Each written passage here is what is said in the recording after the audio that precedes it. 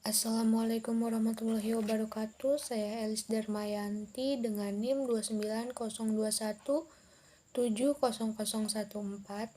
Di sini saya akan menjelaskan materi tentang globalisasi ekonomi dan pengaruhnya terhadap perekonomian Indonesia. Apa sih itu globalisasi ekonomi? Globalisasi ekonomi adalah sebuah proses yang muncul atau terjadi saat masuknya keilmuan ekonomi pada sebuah negara di luar. Salah satu bentuk globalisasi ekonomi adalah ditandai dengan meningkatnya keterbukaan perekonomian suatu negara terhadap perdagangan industri. Sementara, kegiatan perdagangan internasional ini akan mempengaruhi pertumbuhan ekonomi suatu negara, maka semua negara bersaing di pasar internasional. Globalisasi ekonomi juga dapat diartikan sebagai suatu proses yang terjadi pada saat masuknya ilmu ekonomi ke dalam sebuah negara, di mana ilmu ekonomi ini mencakup mengenai proses produksi, distribusi, dan juga konsumsi. Contoh globalisasi di bidang ekonomi. Contoh globalisasi di bidang ekonomi ini juga memiliki ciri khas sehingga mudah untuk dikenali, seperti adanya perkembangan teknologi dan terjadinya ketergantungan pasar sehingga ada interaksi antar budaya. Menurut Dr. Tenri Abeng, SEMBA, adalah seorang menteri negara Pendayagunaan BUMN pada Kabinet Pembangunan 7 dan Kabinet Reformasi Pembangunan. Beliau juga dikenal sebagai pengusaha sekaligus mantan komisaris utama PT Pertamina. Menurut beliau, bentuk nyata dari globalisasi ekonomi terjadi dalam contoh sebagai berikut. Yang pertama itu ada produksi. Bentuk yang pertama adalah produksi yang pada umumnya lebih menekankan ke arah biaya, di mana dalam sebuah perusahaan akan melakukan produksi di beberapa negara untuk menekan biaya produksi. Sebagai contoh, salah satu faktor yang dijadikan acuan terhadap biaya produksi ini adalah upah buruh atau pekerja yang ada di sebuah negara. Di beberapa negara berkembang, besaran upah buruh dianggap lebih rendah ketimbang upah buruh di negara lainnya. Sehingga tarif bea masuk ke negara tersebut juga tergolong murah. Bukan hanya itu, hal ini juga bisa dipengaruhi oleh infrastruktur yang sudah disediakan di dalam suatu negara. Karena infrastruktur tersebut yang disediakan memang lebih memadai sampai iklim usaha, di mana iklim usaha yang dimiliki dalam suatu negara ini dianggap sudah kondusif. Yang kedua itu ada pembiayaan. Bentuk dari pembiayaan untuk globalisasi dalam bidang ekonomi ini lebih mengacu pada saat melakukan pinjaman atau investasi, di mana pinjaman atau investasi ini biasa terjadi di seluruh negara yang ada di dunia ini. Perusahaan yang dapat dijadikan sebagai contoh globalisasi di dalam bidang ekonomi adalah PT Telkom, di mana PT Telkom ingin memperluas satuan sambungan telepon di berbagai negara sehingga membutuhkan investasi dari negara lain. Yang ketiga ada tenaga kerja. Bentuk tenaga kerja dapat dijadikan contoh nyata dengan adanya para pekerja asing yang masuk ke dalam sebuah negara. Para tenaga kerja ini bekerja di negara lain dengan tujuan untuk mendapatkan penghasilan yang tinggi, karena pendapatan yang didapatkan di negaranya masih tergolong rendah.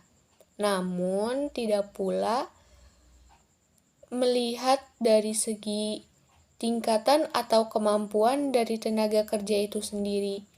Contoh nyata dari tenaga kerja asing di Indonesia adalah seorang buruh kasar dan staf profesional yang memiliki banyak pengalaman kerja. Yang keempat ada jaringan informasi. Kemajuan teknologi ini terjadi pada zaman sekarang ini adalah contoh globalisasi di bidang ekonomi dalam bentuk jaringan informasi. Dengan adanya kemajuan teknologi, menyebabkan semua informasi dapat diterima secara cepat dan lebih akurat. Informasi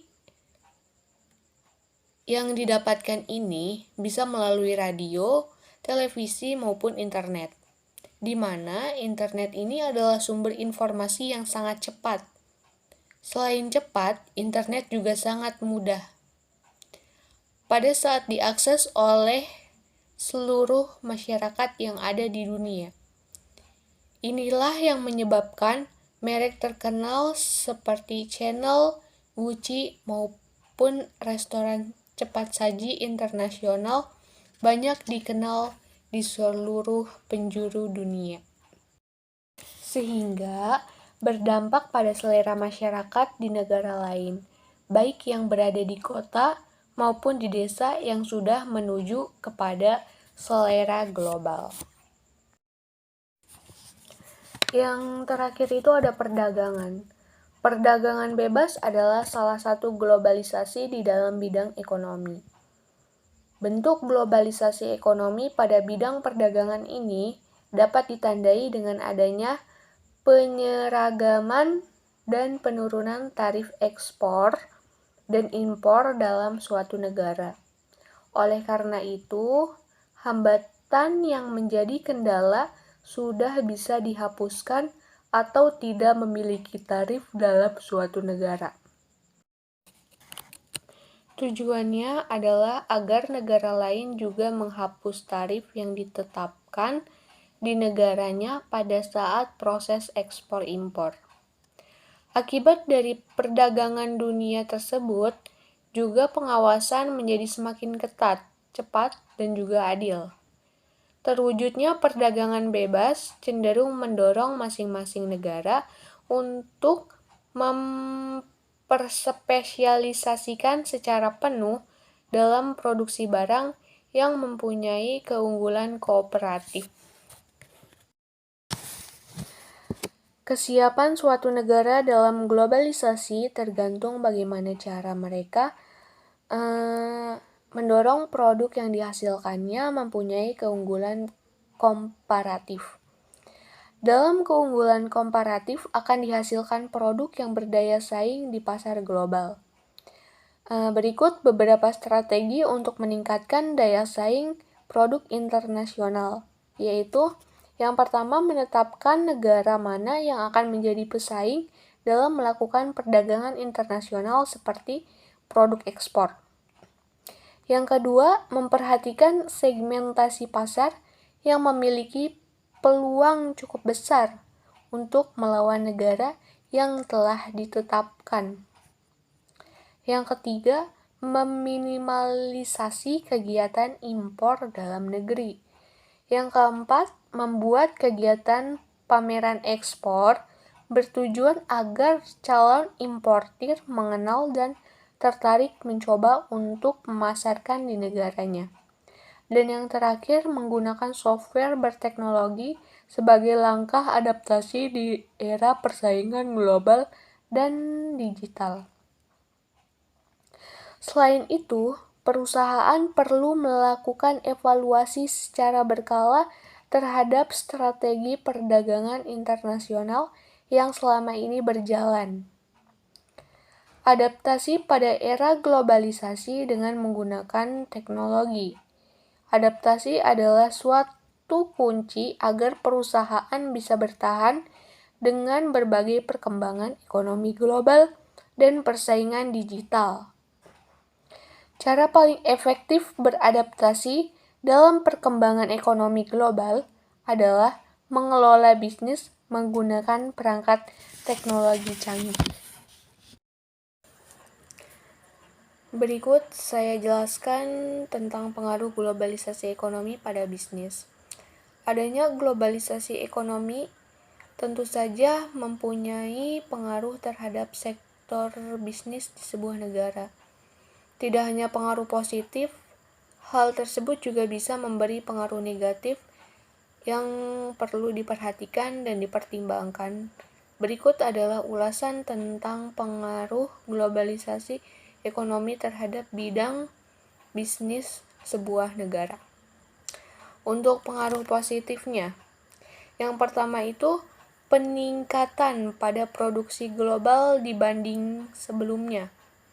Dengan adanya penambahan pada aktivitas produk ini, tentunya bisnis mampu mendapatkan keuntungan dengan lebih banyak. Yang kedua, kondisi pasar yang lebih luas dan lebih bebas untuk menjual produksi. Yang ketiga, bisnis atau perusahaan juga mampu mendapatkan lebih banyak dana serta teknologi yang jauh lebih memadai. Modal tersebut ditandai dengan adanya investor yang menanamkan modalnya di sebuah perusahaan. Sementara untuk teknologi yang semakin berkembang, tentu juga bisa memberi banyak hal positif terhadap aktivitas bisnis. Untuk pengaruh negatifnya, di sini ada menghambat pertumbuhan industri di negara berkembang. Alasannya karena mereka tidak dapat lagi mengenakan tarif impor dan ekspor yang tinggi.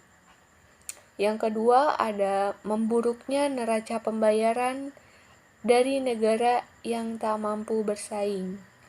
Hal tersebut membuat harga barang akan dinaikkan dibandingkan harga pada negara yang bisa bersaing.